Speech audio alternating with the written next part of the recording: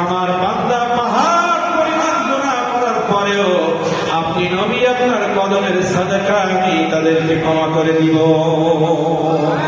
রহমতে আলাম নূরে মুজাসসাম সাহাবীরা আতর বানাই ওই নবীজির গাম, সাহাবীরা আতর বানাই ওই নবীজির গাম।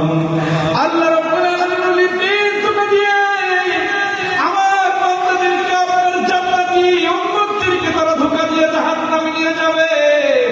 নবী আপনি তাদেরকে জানিয়ে দিন, যখনই শয়তান ধোঁকা দিয়ে তাদেরকে বোকা বানাবে, শয়তান ধোঁকা দিয়ে তাদেরকে জাহান্নামের কাজগুলো যখন করাবে, আমার সেই বান্দাগুলো আপনার উম্মতগুলো ওয়ালাউ আন্নাহুম ইযলামু আনফুসাহুম তাদের নফসের সাথে যখন জুলুম করবে, অন্যায় করবে, শয়তানের ধোঁকায় পড়ে জাউকা যখন আপনার কাছে তারা যাবে, ফাস্তাগফিরুল্লাহ আপনি তাদের পক্ষ হয়ে আমি আল্লাহ আমার কাছে দরখাস্ত জানাইবেন।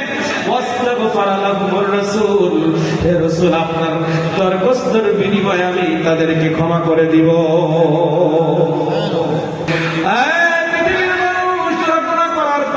নবীকে ধর, আমার নবীর কদমে যা, নবী যদি সুপারিশ করে আমি মাফ করে দিব।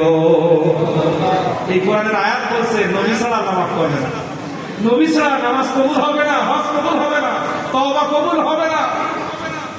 যতই কান্নাকাটি করি নবীর ওসিলা ছাড়া আল্লাহ কান্না নেবে না, নেবে? নবী করিম সাল্লাল্লাহু আলাইহি ওয়াসাল্লাম দুনিয়া আছে না, নবী করিম সাল্লাল্লাহু আলাইহি ওয়াসাল্লামের পরিপূর্ণ পায়রানি করেছে সাহাবায়ে কেরাম, তাবিঈন ইকরাম, তাবিঈন ইকরাম, খুলাফায়ে রাশিদিন, আইম্মায়ে মুজতাহিদিন, সালফে সালেহিন। এই সালফে সালেহিনের যুগে এসে আল্লাহর ওলিদের বাজার শুরু হয়ে গেছে।